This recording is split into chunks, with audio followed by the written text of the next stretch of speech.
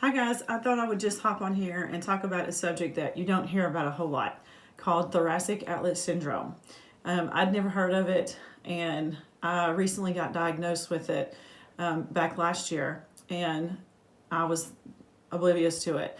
You can't hardly find anything when you research it. You can't hardly find anything. I actually found some YouTube videos, which was very helpful because I ended up having the surgery.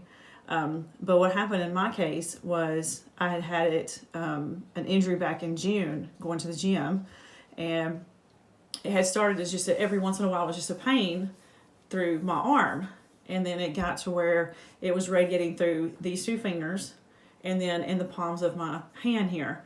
And so it eventually led to every day. It was just hurting from the elbow down.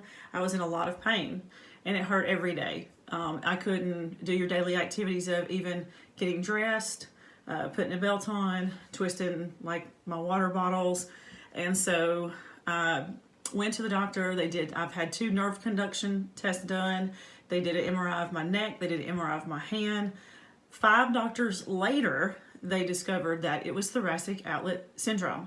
So a lot of times you have these problems and you get misdiagnosed, like they don't know what it is, and you'll suffer these ailments. Like one doctor even told me I was going to have to live with it, and I was thinking, I'm not living with this pain. It's ridiculous. So I just kept pushing them and going to another doctor and going to another doctor, and I finally went to a cardiovascular surgeon. So he recommended therapy. I did therapy for 2 months. I did deep tissue massage. I went to the chiropractor and got this worked on, this area worked on, and this. And I did that for a couple of months, twice a week, and it actually got a little bit better. But then when I would start my normal activities of going back to the gym or just your daily activities, it would start hurting again. So I was back to square one. So I had to go back to the doctor, and he finally said the only way to fix it is the thoracic outlet syndrome surgery, where they remove a rib and part of the muscle, your first rib. And so I did that. So here we are. I am shy of 2 weeks. I go to the doctor tomorrow to have my stitches out. This is the scar. This is where they cut me, and it's not very pretty. But he says that, within a year, you wouldn't be able to notice it. It still has stitches in it. Like I said, I go tomorrow to get those out. But I just want to tell y'all, this surgery is no joke. I've had neck fusion surgery. It's not quite as bad as that. But this surgery, when they take that rib out, like when you wake up, you're in so much pain. I'm just going to shoot you straight. I can handle pain pretty good. And you're in a lot of pain because they put a drainage tube in, and it goes all the way down to right in this area.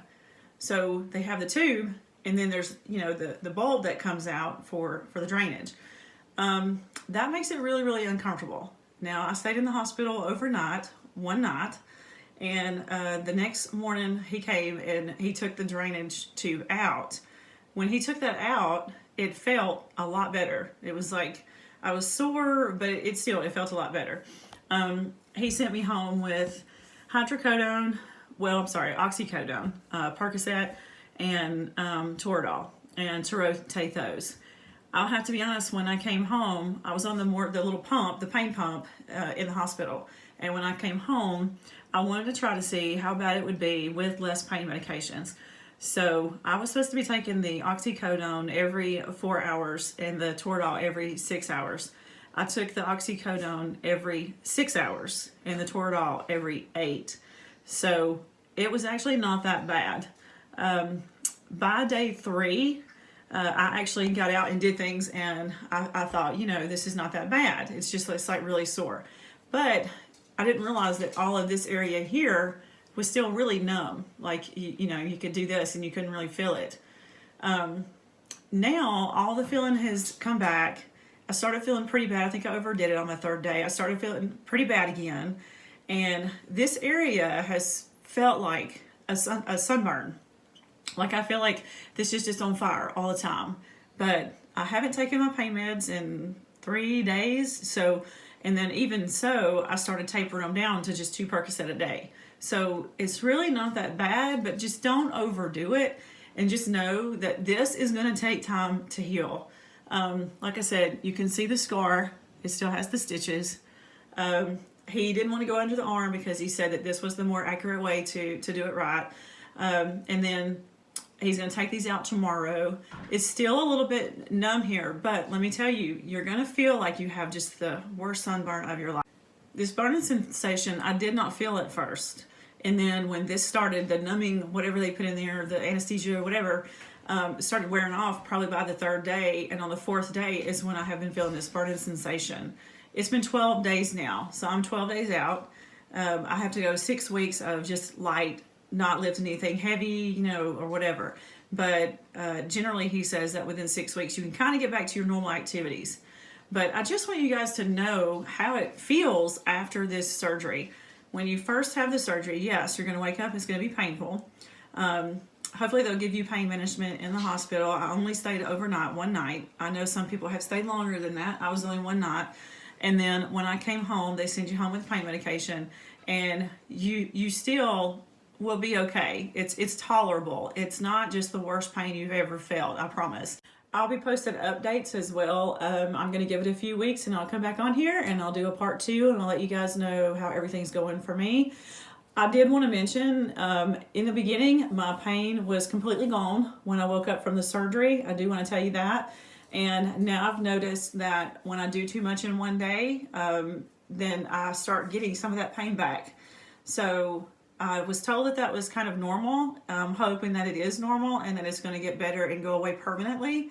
So just know that if you overdo it, you may have some of that pain, radiation through your fingers or through the palm of your hand. You may have some of that come back. But if it does come back, just remember to take it easy. Don't overdo it.